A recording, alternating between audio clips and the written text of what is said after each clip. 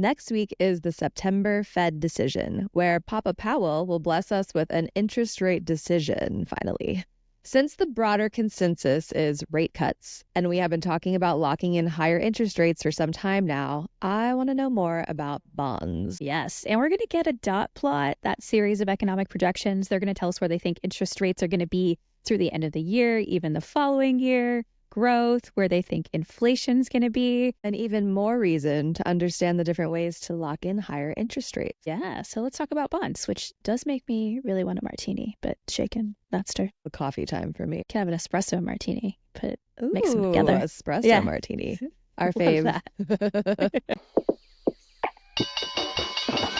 You're listening to Market MakeHer Podcast, the self-directed investing education podcast that breaks down how the stock market and the bond market works from her perspective. We talk about current events like the Fed cutting rates next week, or supposedly they will. Yeah, they may not. We educate and explain like who the Fed is and what is a bond, which is today's topic, and what action you should consider at your brokerage firm, like locking in higher rates before they drop, utilizing fixed income products. Not financial advice, but educational, informational, all disclosures. And we do it all teacher-learner style. So I'm Jessie Denui on a mission to learn how this esoteric world of investing works and do that thing rich people do where they make their money make money, because I want to make my money make money, which means I am literally learning alongside you. I ask all the questions and I always have a lot of them. We love the questions, though. It's important. That means no financial jargon. And I'm Jessica Inskip, what we call the resident finance expert.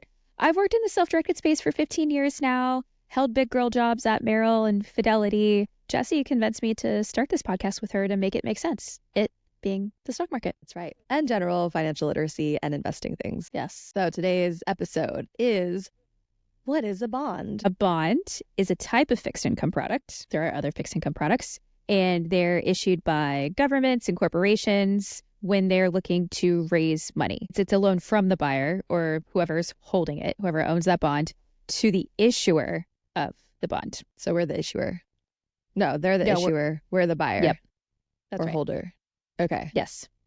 So who issues bonds and why do they issue bonds? Governments can issue bonds, and we talked about treasuries and the sovereign quite a bit, just with what it has to do with the market and investing in them slightly. But corporations also issue bonds, and governments can be municipalities too. Those are who the issuer is. So when we say issuer, remember everything is in the name. Finance terminology is not creative in the slightest. So the person giving the loan, they're called the issuer. And it basically is like a binding agreement between you and the person issuing the bond. By buying a bond, you're literally just giving whoever's issuing it, the issuer, a loan, and they agree to pay you back the face value of that loan on a specific date, and they pay you interest payments periodically throughout the duration of that loan. So it's like an IOU, but you get like extra money on top of the IOU along the way. Yeah, but I guess a better analogy would be like an auto loan or a mortgage or something like that, where you're literally lending money for some type of purpose. In this case, it'd be someone's lending me money so I can buy a car. In exchange for that, I'm going to pay them interest. We're just flipping the script this time. You're the issuer. And we've talked about this in previous episodes. We have an episode on bond ETFs. Just so we are clear, when we say the sovereign, we're talking about like the U.S. government, U.S. Treasury, right? That's right. We've defined municipalities before. When we are talking about that, we're saying you can buy bonds at the local government level, right? Yeah, like counties. And we'll go into the details of that. It's actually kind of interesting. Nonetheless. Yeah. Okay, now let me ask you this. Companies issue stocks to raise capital or get money, right? Then they give up part of their company in the process. So is it the same with bonds? That is such a lovely question. So unlike stock, you don't have any ownership. You're on the creditor side of this now. You're literally lending them money, but the intent is the same from the company's perspective. They are trying to raise money. That's the goal. It's just another method that they can. Instead of giving up ownership, they are seeking a line of credit from you. And that's why when you buy a bond, you're literally giving them a loan. They agree to pay you back on a specific date, and they pay you interest until its maturity. And they agree to pay you back what's called the face value, or par value is another word for it. Face value and par value are the same thing? That's right. And it's normally increments of $1,000. So you might say, okay, I've got a corporate bond for $1,000. You agree to pay me 5%. That's the annual yield, and I'll get payments quarterly on 5% on that $1,000. And then when it comes to maturity, which may be 2 or 3 years from now, I'll get that full $1,000 back. See, I actually didn't realize that you got the interest payments along the way with bonds. I just thought it was all at the end of the time period that you bought it for. Well, and that's when you get it. They're a different Okay. method. For corporate bonds, generally, you are getting the interest payments periodically. It varies when we get to the government side. Okay. So is that why you would hold onto a bond then? Like you talked about how this has to do with portfolio management. It's not affected by the stock market roller coaster as much, right? Yeah, it's an important part of it, because when you don't own a piece of the company, you don't benefit from the growth of it. So I'm investing in Apple stock. If Apple does really well, they have a new AI iPhone, and all of a sudden they're selling a lot of iPhones, that stock's going to go up in value, or should go up. If like they don't have a lot of iPhone sales, then it's going to go down in value, like the volatility, like you're saying. I'm invested in that company. I'm invested in the growth of that company. But if I am becoming a creditor of that company, I still want to make sure that, that they can make their payments, but I'm not investing in the growth. I'm not affected by their growth. If they sell more iPhones and the stock price goes up more, doesn't do anything to my bonds. But also conversely, it doesn't go down if they don't sell enough iPhones, for example. Like, it could be lots of other reasons. So you're not subject to that volatility. You got to smooth out the volatility is what we'll call it. But we want to make sure, that the company's doing well enough to pay you. That's important. Right. Their credit score, which we'll get into. We've talked about it a few times. But let's define some terms. You just mentioned volatility. Is that only stock market fluctuation, or volatility also used in terms of the bond market? Oh, that's a good question. Volatility could be anything, literally anything. I use it in my everyday life. I say when my son is acting up, I say he's volatile right now. Like, it just means like heavy fluctuation. So it can like be used in any aspect. Yeah, it could be. My PMDD. Yeah, you could say like tech has a lot of volatility. That's right. High volatility. And volatility, I think I've said this before, I think it's such a bad rep, is important. You need those fluctuations in order to grow. But when you're investing in bonds, you're trying to offset that volatility. You are not growth oriented. Like, you're literally focused on adding yield, adding income. You're preserving your capital, guarding your money, collecting those coupons. You're not looking for growth. So you're smoothing out the volatility. Let's talk about the coupon then. So that is the fixed interest rate paid by the issuer to you. So that's the interest rate you're getting periodically. They have a face value. This is the amount that it's issued for. And then the interest rate or yields is the coupon, the initial one. Okay, but are interest rate and yield the same thing? No, there are lots of different yields with bonds. So coupon is what it's issued with. Yield is when it starts going to the secondary market. Those prices are going to change, which means that the yield's going to change. That's why when you turn on CNBC or Fox Business or Yahoo Finance or the Schwab Network, wherever, you could see treasury yields on the TV, and they're constantly changing. If they were showing corporate bonds, you could see that too, because when something's on the secondary market, pricing mechanics come into play, and that changes the yield aspect. We'll go into a little more detail of that, and we talked about it on the yield curve episode. So we talked about coupon and interest and yield volatility. What about maturity? So that's your money locked up for how long of a time. So I have issued you this loan. This loan comes to maturity December of 2025. And that's when you get your par value or face value back.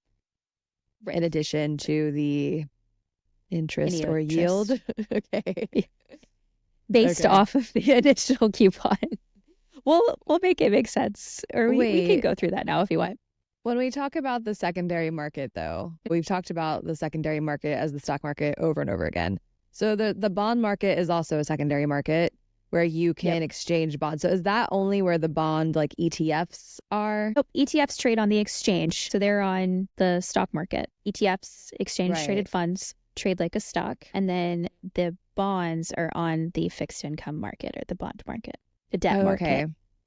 Okay.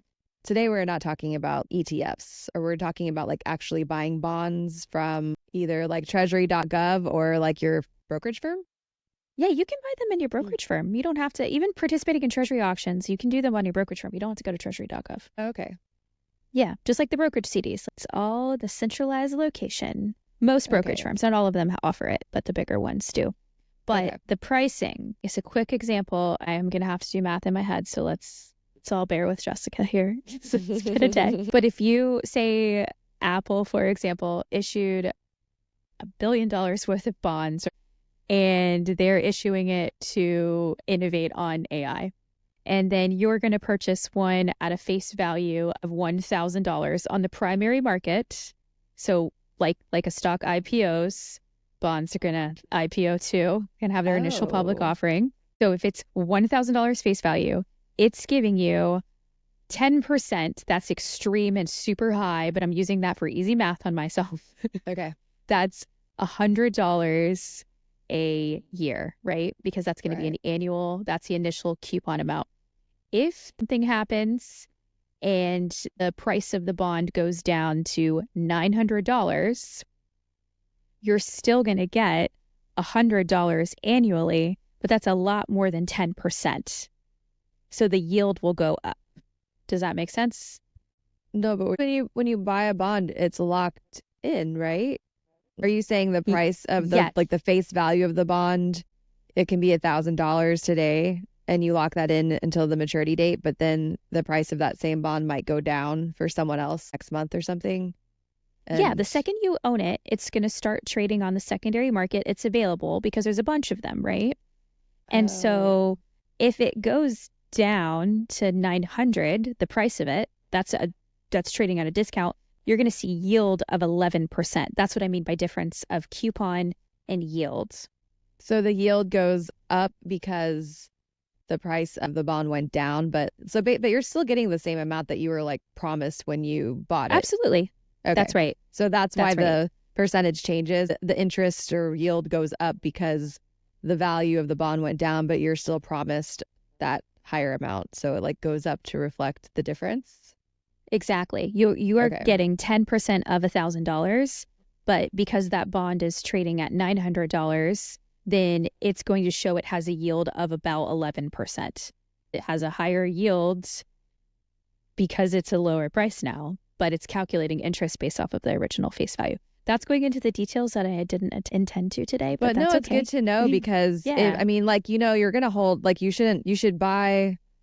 If you're buying a fixed income security for a set amount of time, you get penalized for withdrawing that money earlier than the set amount of time, right? Yeah, you could. And that's why, due to the fluctuations on the market. But it fluctuates on the market due to outside mechanics as well, like interest rates. Bonds have interest rate risk. So bond rates, like fixed income security rates, just like interest rates for credit cards, loans, or like whenever they get cut by the Fed, the bond and treasury and fixed income security rates might also start dropping or will start dropping. So say that same Apple corporate bond was like at 1% when it was issued, and then all of a sudden the Fed is raising interest rates. Okay, well, I can get a better rate on a high yield savings account or on a short-term treasury.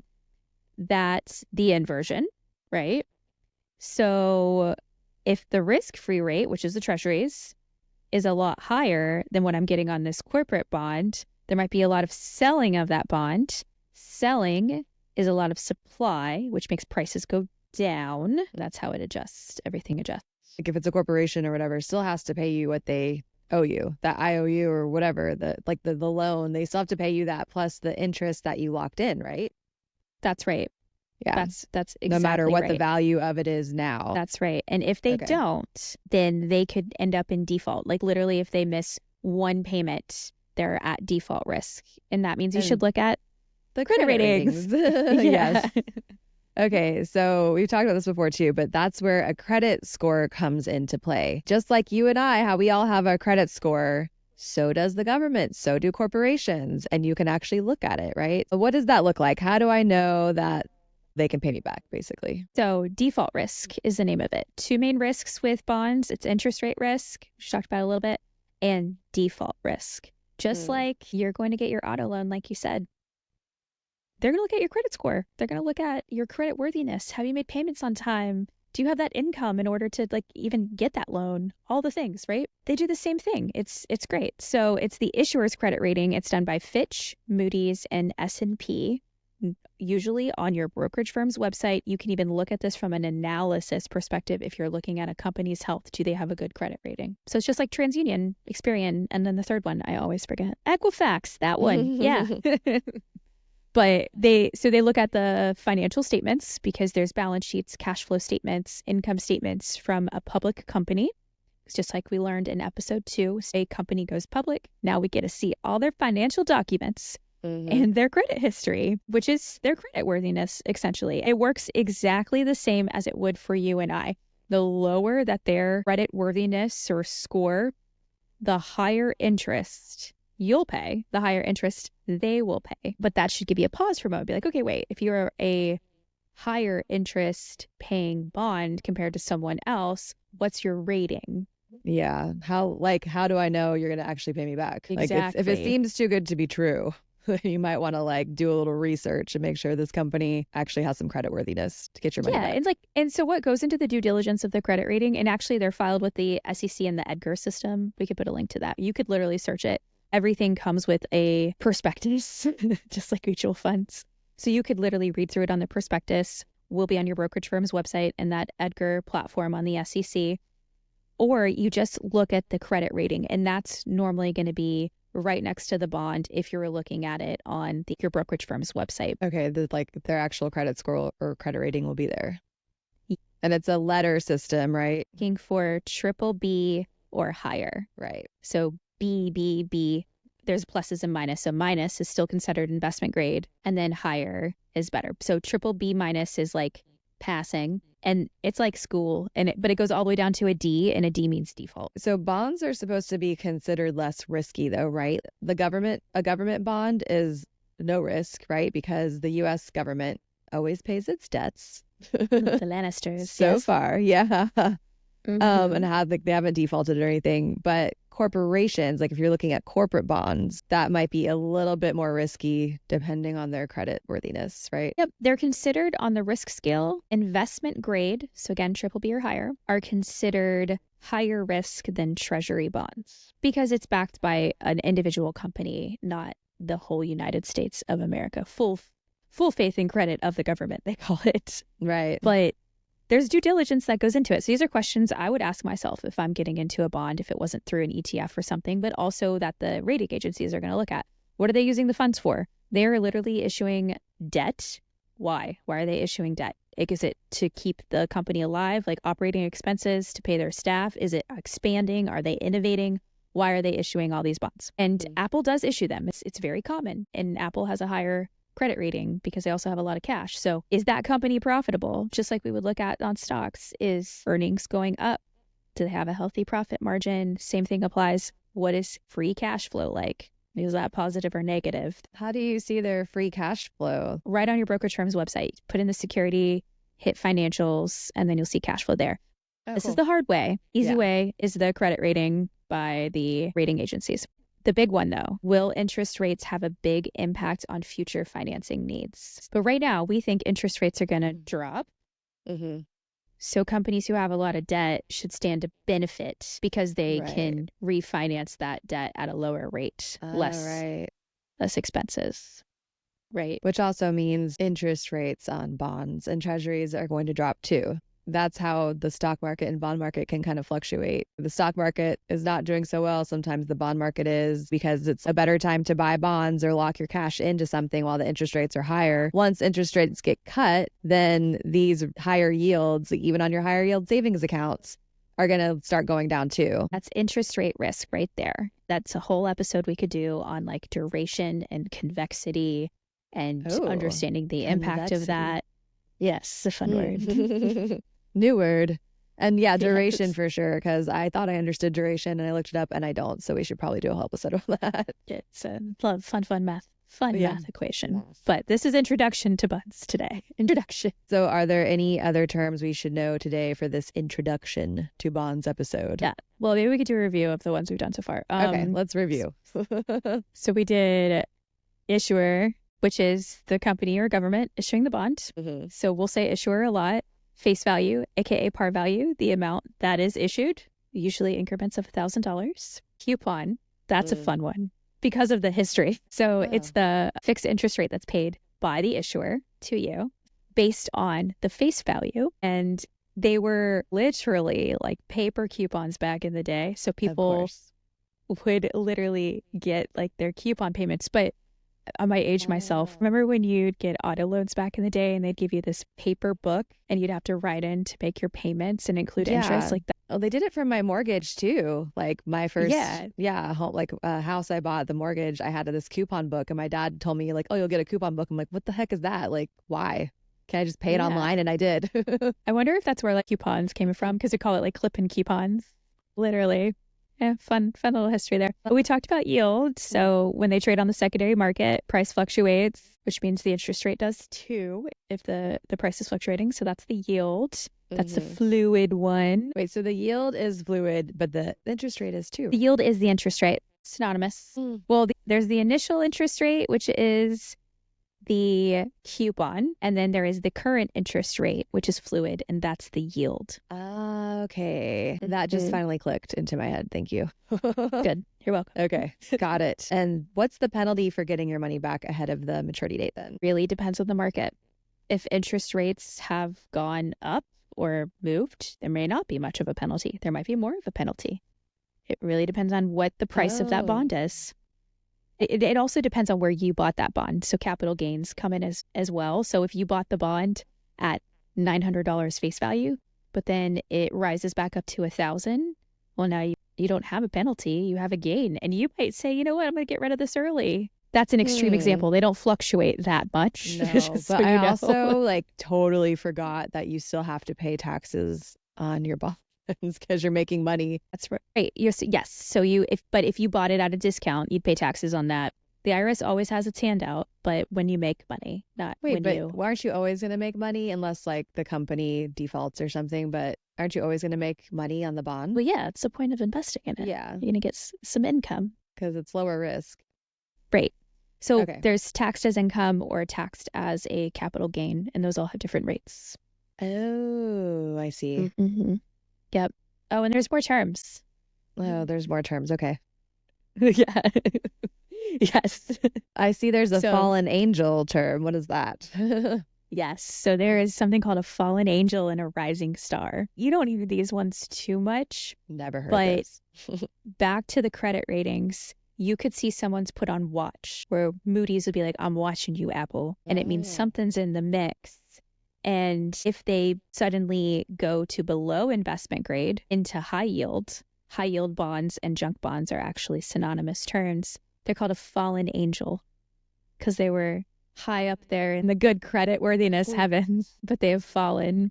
And then inversely, you're a rising star if you moved from junk bond into the ranks of the high grade. Does it say that like next to their rating or something? No. Somewhere? No. It's just what they get referred to. Yeah, but I mean, again, it's not creative. It's in the name. It makes sense. Yeah. But it's good to know because like when there is potential economic downturns, the Fed would implement a policy to protect fallen angels or something like that. And so if you know that, that has to do with the bond market. Good to know. Okay. Yeah. So any other risks or important info to know about corporate bonds? Well, I think we covered it because we talked about default risk. And we talked about interest rate risk, talked about taxation, and the intent of it is capital preservation and adding yield to your portfolio, smoothing out volatility. And when yields rise, bond prices drop, making the bond less valuable to the original holder. Higher yield equals lower price and vice versa. Got it. That's right. Inverse relationship, little seesaw. Yeah. Seesaw. Cute. Teeter-totter.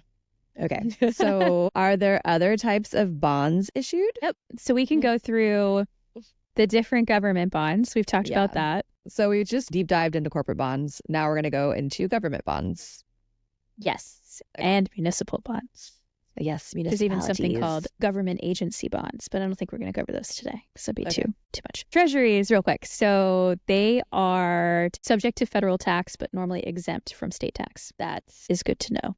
It depends on your Exempt state. from state tax. Oh, right. Yeah. That makes sense. So there's Okay. tax benefits now that we're getting into government entities. Wait a minute.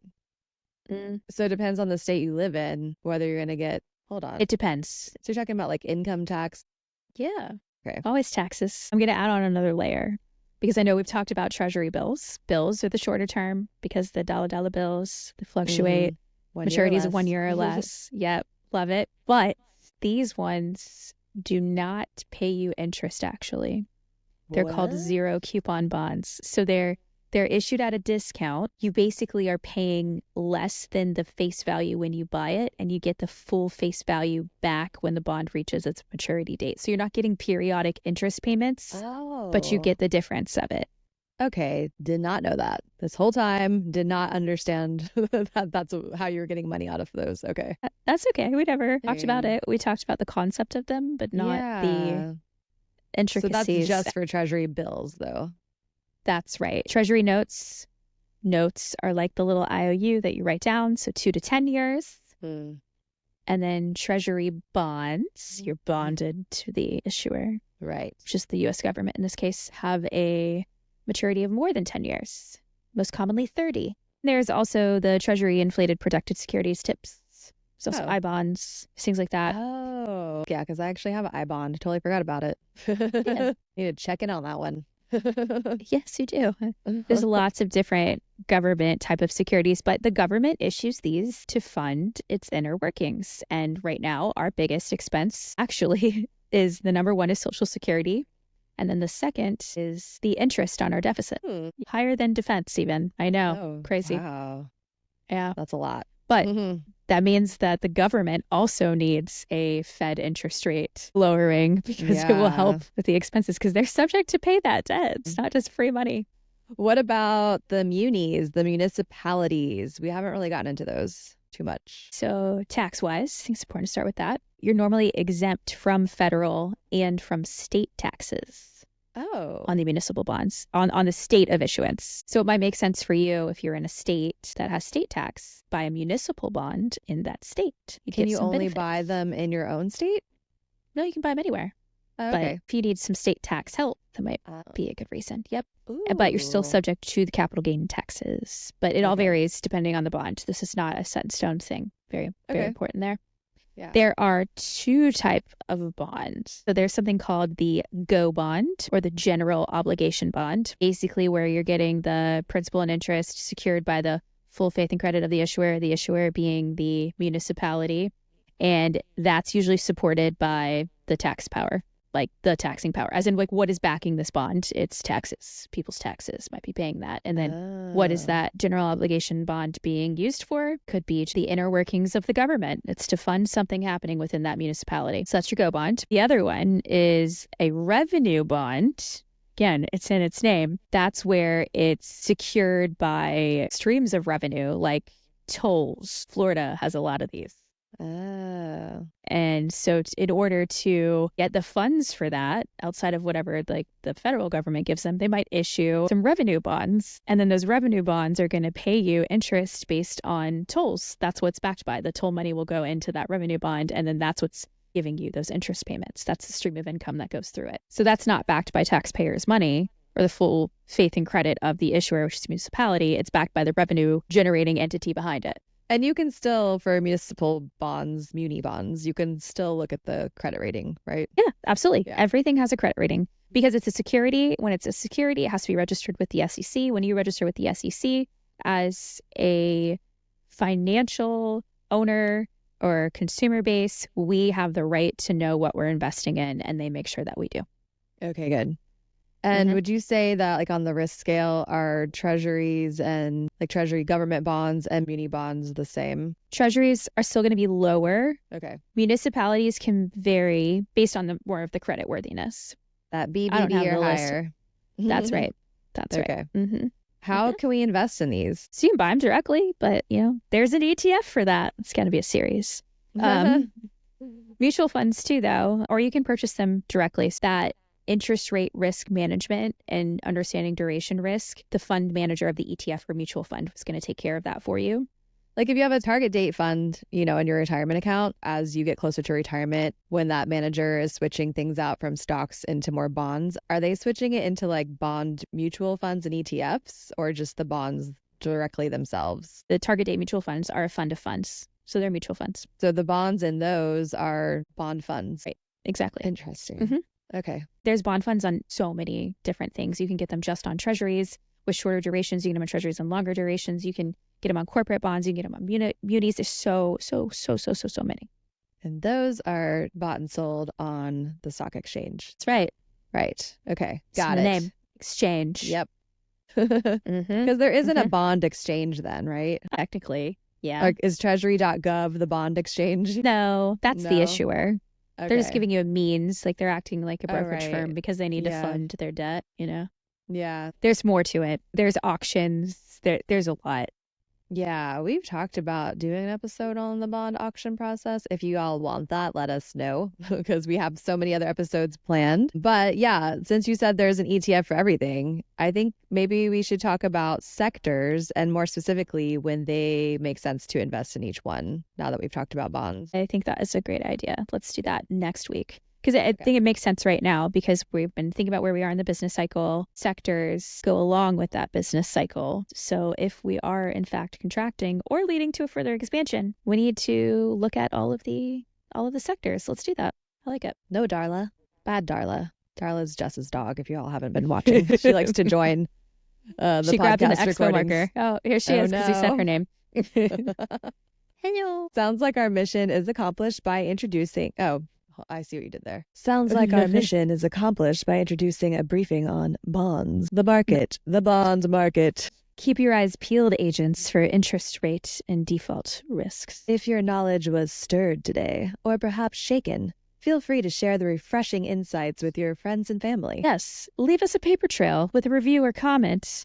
And do not forget, we have that free ebook that we made. It's super awesome, so you should check it out. Check out all the links because we have them in all the places. Follow us. Follow along, review, share. And remember, when you build knowledge, you break barriers. Yeah? Do you love it? Say follow! Obviously, that's in there. The end. Darla. Remember, investing involves risk. There is always potential to lose money when investing in securities. Market MakeHer provides educational content and resources for informational purposes only. We are not registered financial advisors and do not provide personalized investment advice. Any information provided by Market MakeHer on our website or podcast is not intended to be a substitute for professional financial advice. Market MakeHer is not liable for any investment decisions made based on our content.